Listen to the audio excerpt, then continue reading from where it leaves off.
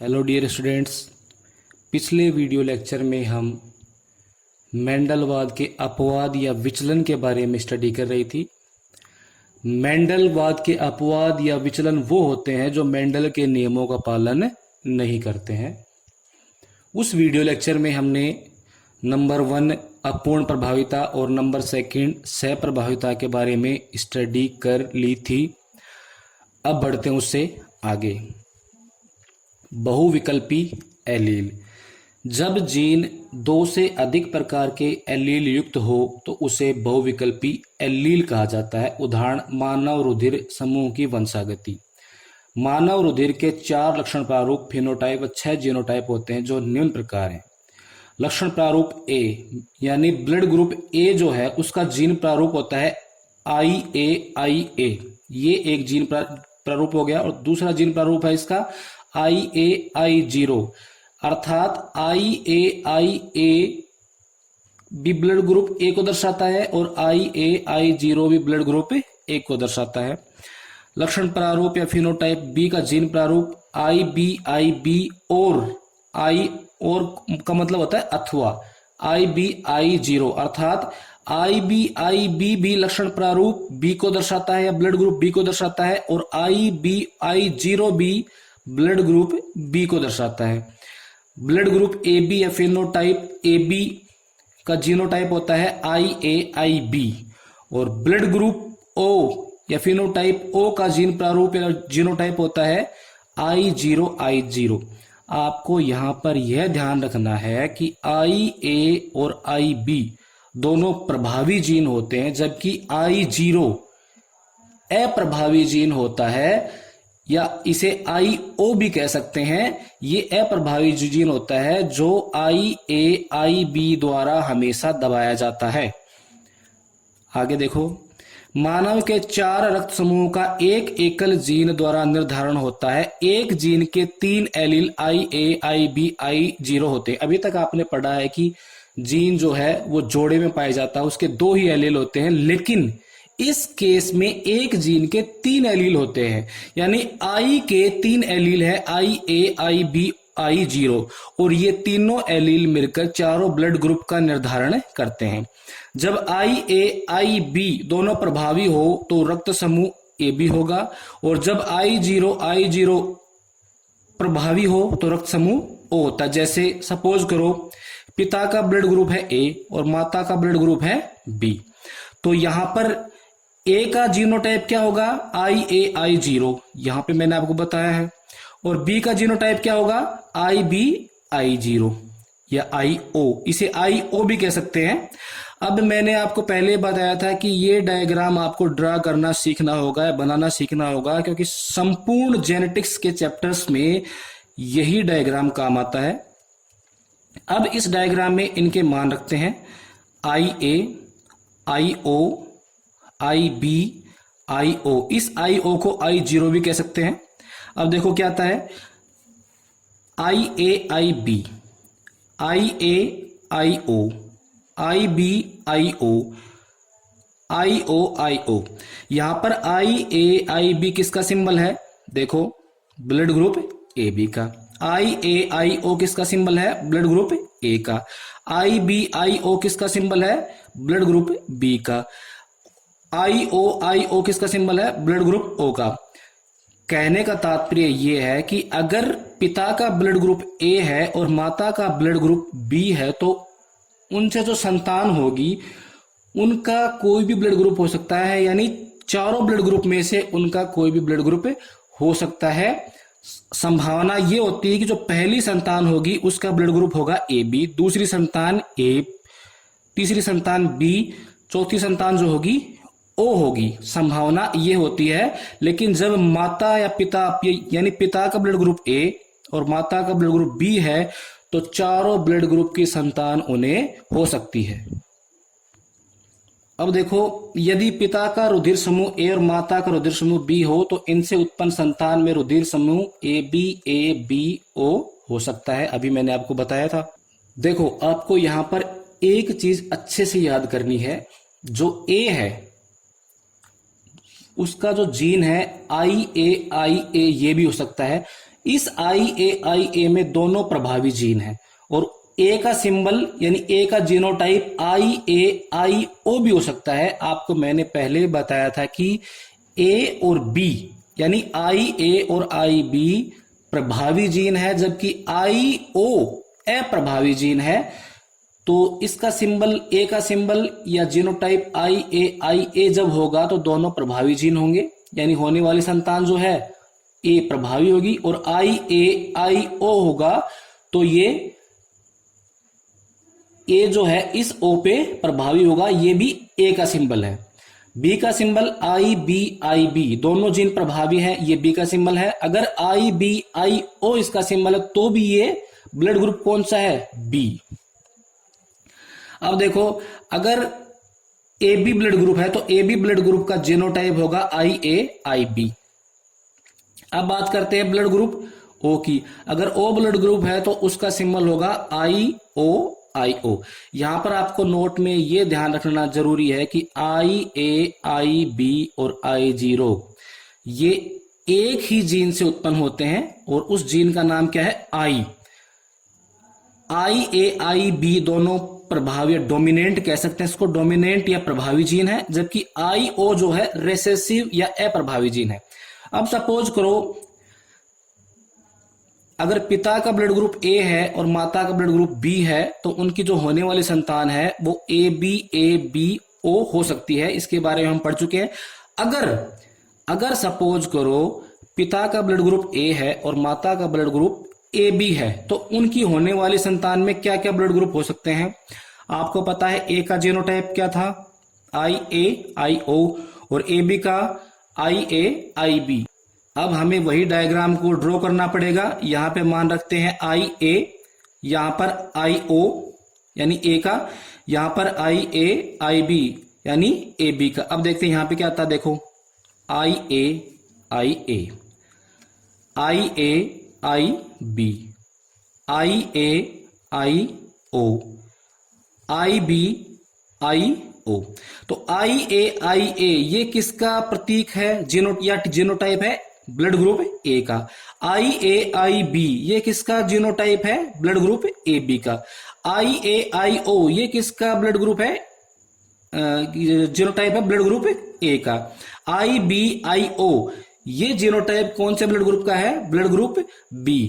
अर्थात जब A blood group वाले पिता और AB ब्लड ग्रुप वाली माता के बीच संकरण या क्रॉस करवाया जाता है तो उनसे होने वाली संतान में निम्न ब्लड ग्रुप हो सकते हैं A, AB, A और B। अब बात करते हैं यदि पिता का ब्लड ग्रुप B है और माता का ब्लड ग्रुप AB है तो आपको यहां पता है B का जीनोटाइप क्या है? IBIO और AB का IAIB। अब देखो इसमें क्या आएगा, वही डायग्राम को हमें फिर से बनाना पड़ेगा। उसमें मान रखते हैं IBIO IAIB। यहां पे क्या जाएगा? IAIB, यहां पर IBIB, यहां पर इनको देख लिया करो आप, इस तरह से आएंगे। देखो ये देखो यहां पे क्या आएगा? IAIO, यहां पर IBIO। यानी अगर पिता का ब्लड ग्रुप B है और माता का ब्लड ग्रुप AB है तो उनसे होने वाली संतान में निम्न ब्लड ग्रुप हो सकते हैं AB 1, B 2, यानी 2 संतान की संभावना ब्लड ग्रुप B होने की है और 1 संतान की A। इसी प्रकार से अगर सपोज करो पिता का ब्लड ग्रुप A है और माता का ब्लड ग्रुप O है तो उनसे होने वाली संतान में जो ब्लड ग्रुप होगा वो क्या होगा? हमें वही डायग्राम फिर से ड्रॉ करना पड़ेगा। इसमें देखो अगर पिता का ब्लड ग्रुप A है तो उसका जीनोटाइप होगा IAIO और अगर माता का ब्लड ग्रुप O है तो उसका जीनोटाइप होगा IOIO। इसका मान रखते हैं IAIO IOIO। यहां पे क्या जाएगा? IAIO। इस IO को हम I0 भी बोल सकते हैं, फिर से बता रहा हूं मैं। यहां पर क्या आएगा? IAIO IOIO और यहां भी IOIO। यानी यदि पिता का ब्लड ग्रुप A है और माता का ब्लड ग्रुप O है तो उनसे होने वाली संतान में 2 का ब्लड ग्रुप होगा कैपिटल ए कैपिटल यानी ब्लड ग्रुप ए, और दो का जो ब्लड, दो संतान का ब्लड ग्रुप क्या होगा, ओ। अगर सपोज करो इसी तरह से अगर पिता का ब्लड ग्रुप बी है और माता का ब्लड ग्रुप ओ है, तो उनसे होने वाली संतान में ब्लड ग्रुप कैसा होगा, ये आप निकाल के देखो।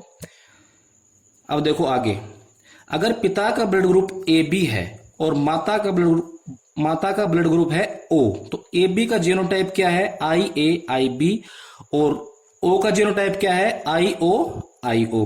तो इसको इसमें रखते हैं, इसका मान आई ए आई बी आई ओ आई ओ। देखो यहां पे क्या आएगा, आई A I O I A I O I B I O I B I ओ। आपको ध्यान रखना है इनके बारे में, 4 फिनोटाइप और 6 जीनोटाइप के बारे में आपको विशेष रूप से ध्यान रखना है। 4 फिनोटाइप और 6 जीनोटाइप के बारे में आपको विशेष रूप से ध्यान रखना है। मैं एक बार फिर से आपको बता दूंगा। देखो यहां पे क्या आया, ब्लड ग्रुप ए यानी आई ए आई ओ किसका सिंबल है, ए किसका जीनोटाइप है, ये ए फिनोटाइप का सिंबल है, ए ब्लड ग्रुप का जीनोटाइप है ये। आई A I O blood group क्या आया, A. I B I O blood group क्या आया, B. I B I O blood group क्या आया, बी। आपको फिर से एक बार बता देता हूं मैं, आपको ये याद रखने हैं, ये है फिनोटाइप या लक्षण प्रारूप और ये है जीनोटाइप या जीन प्रारूप। फिनोटाइप या लक्षण प्रारूप है 4 और जीन प्रारूप है 1 2 3 4 5 6। ये आपको अच्छे से याद रखने होंगे, तभी आप इनका क्रॉस करवा सकते हैं और इनसे जो संतान होगी उनका ब्लड ग्रुप क्या होगा ये पता कर सकते हैं। देखो एक बार फिर से बता देता हूं, ए फिनोटाइप ए या ब्लड ग्रुप ए का जीनोटाइप होगा आई ए अथवा I A I O. Blood group B का जीनोटाइप होगा आई बी अथवा आई बी आई ओ।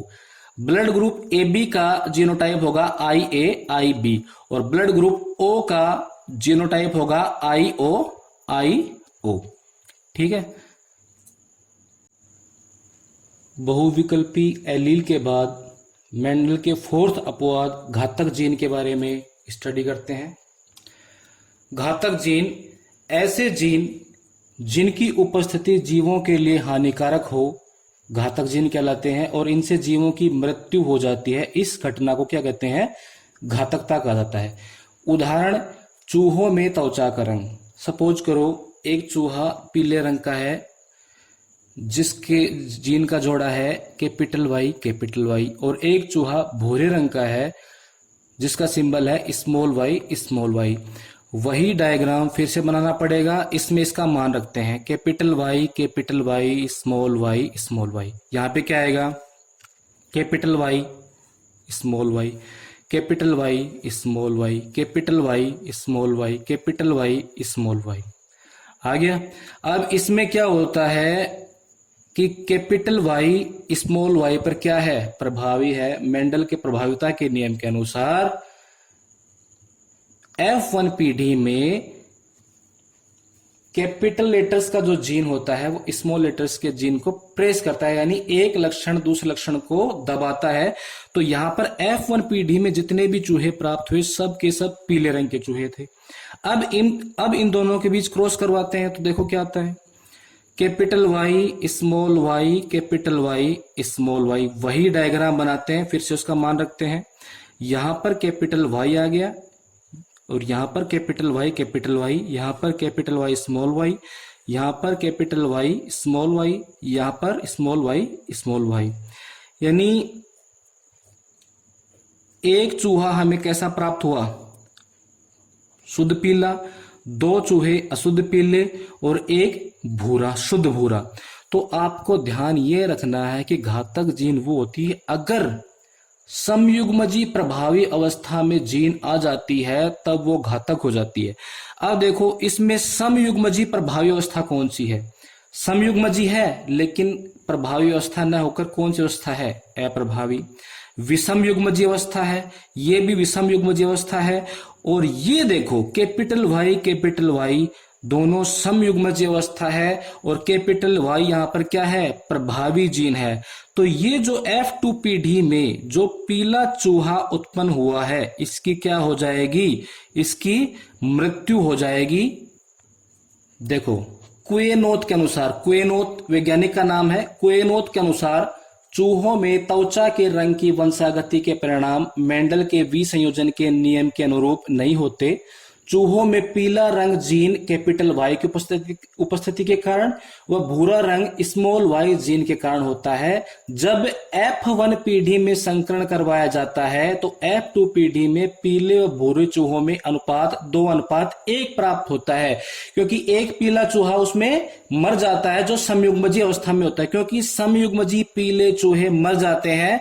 अतः कैपिटल वाई जीन समयुग्मजीय प्रभावी अवस्था में चूहों के लिए घातक जीन सिद्ध होता है, जिसके कारण चूहों की मृत्यु हो जाती है। यहां पर कैपिटल वाई जीन घातक सिद्ध हुआ है, लेकिन मैं आपको बताना चाहूंगा कई बार कुछ जीवों में क्या होता है, जो समयुग्मजीय अप्रभावी जीन है वो भी घातक सिद्ध हो सकता है।